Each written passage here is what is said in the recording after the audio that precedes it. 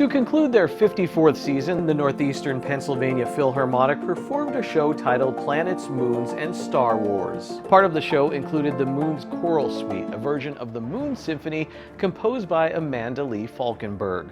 Falkenberg uses a term symphonic spaceflight to describe your musical journey to Io, Europa, and Ganymede, all moons of Jupiter, to Titan and Enceladus, moons of Saturn, to Miranda, a moon of Uranus, and finally to Earth's moon. Falkenberg was part of a roundtable discussion at the Everhart Museum in Scranton, and she describes the origins of this symphonic journey and how she worked with scientists from NASA to bring these worlds to life through her music and her lyrics. I was doing some research on crescent moons and ancient symbolism, and I stumbled across this website that said 10 of the weirdest moons of our solar system, and I'm like, oh my goodness, there's more moons that I can be writing for. So that's really how the idea sparked, and it was kind of a strange situation because I saw these moons and I kind of felt sorry for them, and the first thing that came to me was these moons need music. And these moons need emotion. And I know it's kind of a weird thing, but I'm a film composer, and so I'm very aware of the power of music and how uplifting it is and how it can really change the emotional landscape. And I thought, gosh, I don't really know much about these moons, but I want to know more. And I thought, wow, imagine if I could bring this to the concert halls so other people could learn about them through a different environmental setting, such as theatre. So you're working with scientists from NASA on this. Did the collaboration go, they gave you some information, you would do what you do, and then was the first time they heard it when it was debuted, or were they getting like little snippets? Or? They were getting snippets, and, okay. the way that all came about was quite unusual, where I was doing some research and I stumbled across the science, and I was getting frustrated about the inconsistencies that I was bumping into on the internet. And I turned to my husband, I said, gosh, I need to consult a moon specialist to get some my facts anchored in scientific accuracy. And I didn't know at the time they were called planetary scientists. And so then I stumbled across this gentleman, and I said to my husband, I'm going to look him up. And I said, oh gosh, he's from NASA. Oh, wow. And so I thought, I'm just going to write to him and tell him about my vision and my project. And I hadn't written a note of music at that point, but it's one of these emails that I call like the black hole emails that you write into it, you have no idea if they're going to pick up or they're going to even get back to you. And so I just sent off this email, not really thinking he would get back to me. And sure enough, he did. It was 7 days later, and he said, Amanda, your project sounds really interesting. I'd be very happy to Skype with you to consult about this particular moon I was interested in, and that person happened to be the lead scientist of the Europa Clipper mission that was sent a billion-dollar spacecraft out to this moon last year. So he's been really instrumental in helping me introduce me to other scientists for the project. It sort of snowballed from there. I say my little elevator speech, which is the first 6 moons are about the scientific data collected from space probes. The 7th moon is about the emotional data brought back from the hearts of astronauts, and that's pretty much my elevator speech, sort of help convey the whole message of this Moons Symphony and the journey that we take on, ultimately just to come back to Earth and appreciate our planet, but from the perspective of our moon, looking down on this glorious place we call home. What would you tell them as they embark on this journey with you? What would be your introduction to it a little bit? I'd say I'm always pairing the word cinematic, spaceflight, and really what I only ever want for people is to experience the music and stay open to the space flight and experience these incredible worlds. And the other thing that I'm really excited about, I mean, John Williams' sci-fi, the Moons Symphony, science, fact, these are real events taking place in our outer solar system right now. So what they're listening and experiencing is happening. These geysers erupting from Enceladus, this ocean world under 20-kilometre ice crust that could maintain microbial life. So these are compelling scenes that are part of the symphony. So when you are experiencing the music and the libretto, this is stuff taking place in our outer solar system right now. So this had to be emotional for the scientists who have worked with these moons for years, and then they hear you bring them to life. Was their response kind of like that?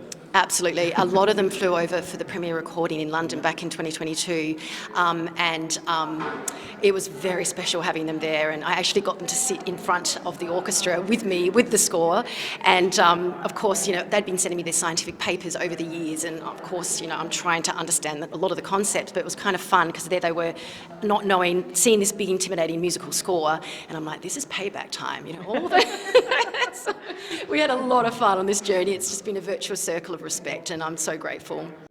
When the project first started, there were only 6 moons featured in the symphony, all located in the outer solar system.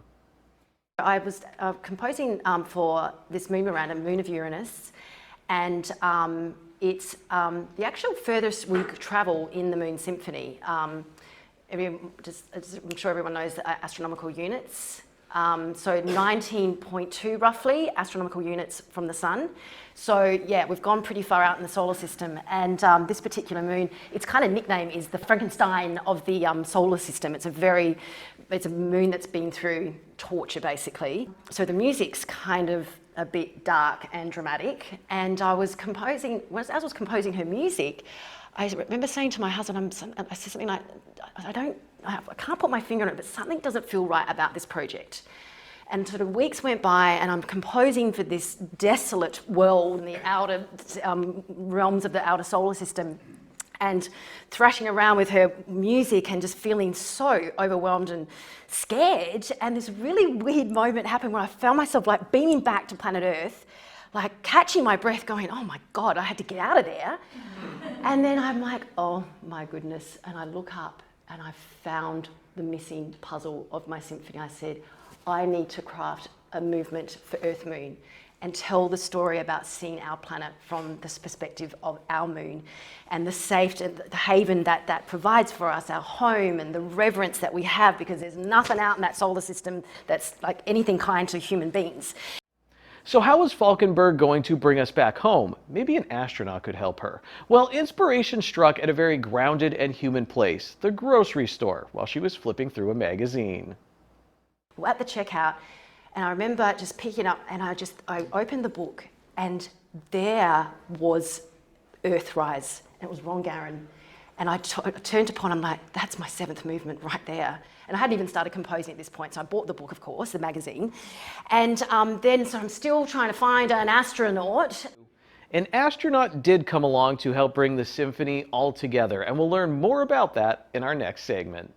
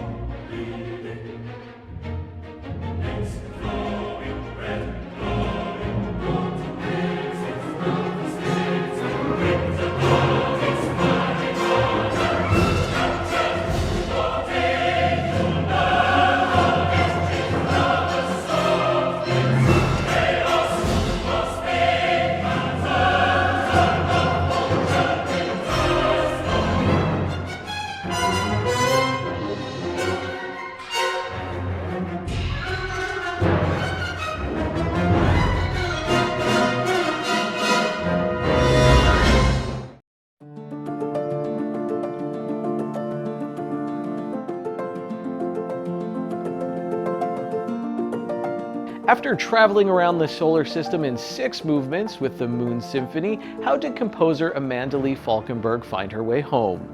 Well, with the help of retired NASA astronaut Nicole Stott, who was working on an exhibit celebrating the Apollo 8 mission that took astronauts Frank Borman, Jim Lovell, and Bill Anders around the moon and brought back one of the most famous photos of all time, Earthrise.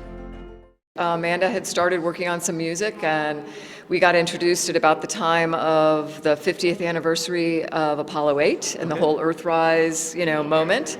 And she agreed to shape some of her music around that anniversary, which ended up being Earth Moon, which is the 7th movement of the Moons Symphony, and have just gone from there. I was inspired by it from the very beginning, and it felt like something very new and different to me, the way very purposefully the science of these places was built into the like the emotion of the music. And so when you listen to each of the movements for each moon, you get this kind of sense of, oh my gosh, should I be afraid to be in this place? Or am I imagining it as this really beautiful, surroundings? Or, and then this traveling through our solar system with these moons, and then ultimately the thing you want to do, which is bring yourself back to Earth via Earth Moon. And I'm in awe of it. I'm very grateful that Scranton has opened your arms and is welcoming the moons the way you have. The Moons Choral Suite made its world premiere in Scranton, Pennsylvania with the Northeastern Pennsylvania Philharmonic and the Marywood University Concert Choir. The Moons came to Scranton not by way of a fancy spaceship, but by a simple domestic flight.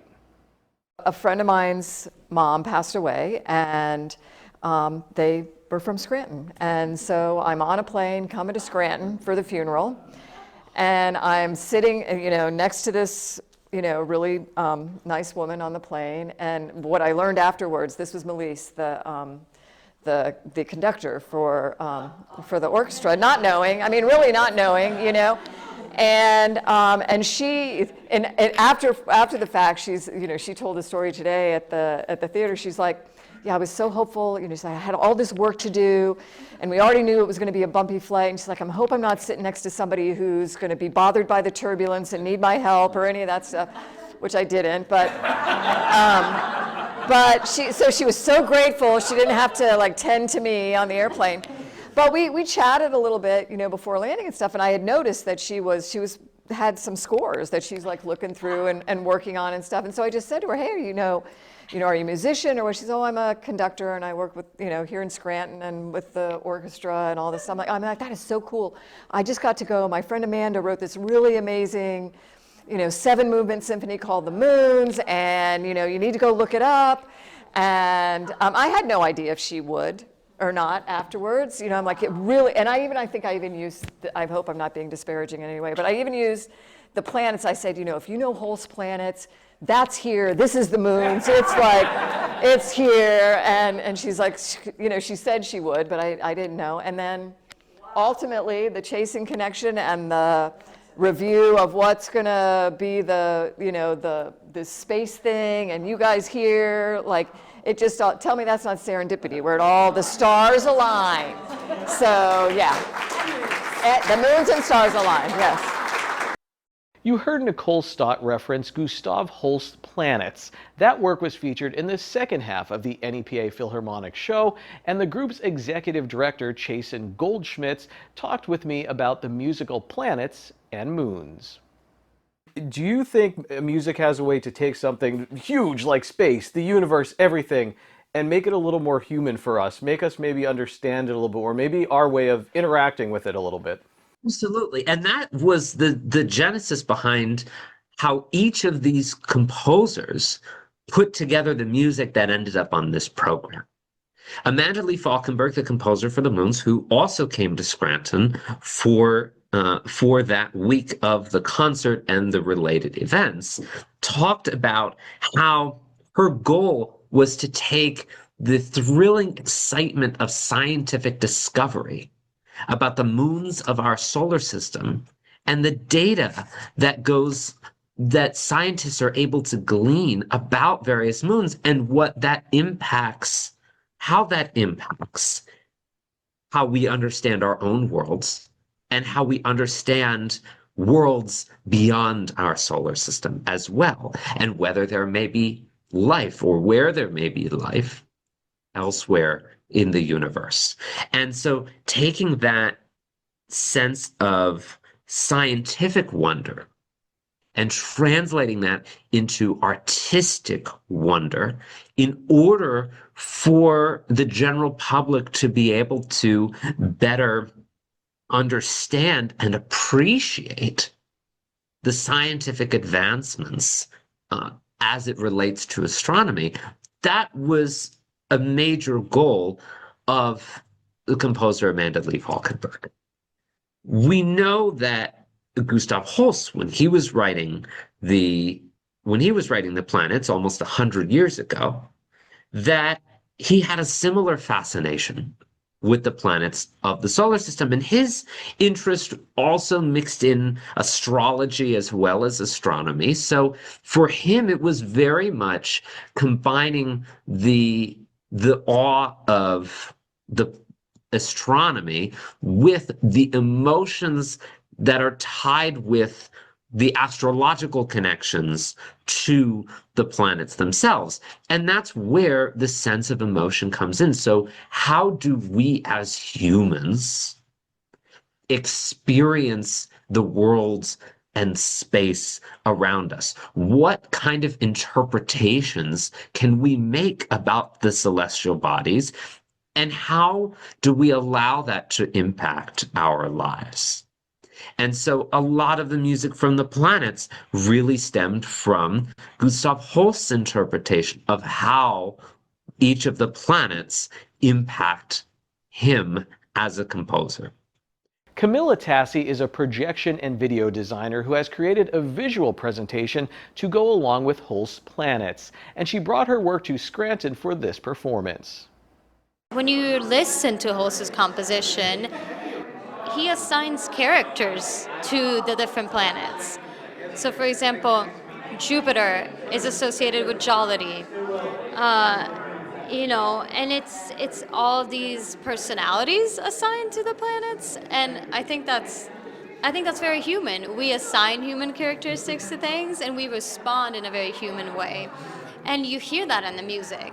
Mars, the bringer of war, of course, even ancient Greek and Roman gods, attributed gods to the planets.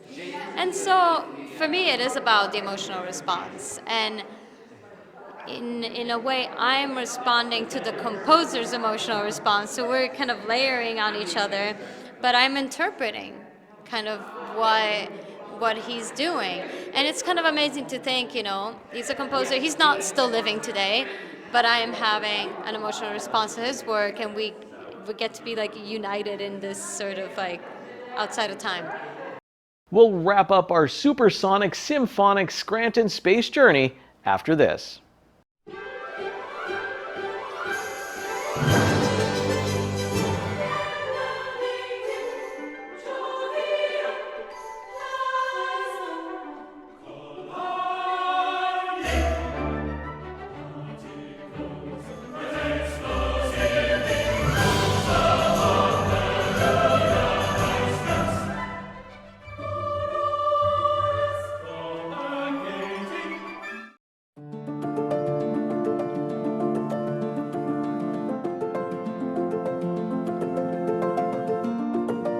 Retired NASA astronaut Nicole Stott is an artist. She actually painted the first watercolor in space.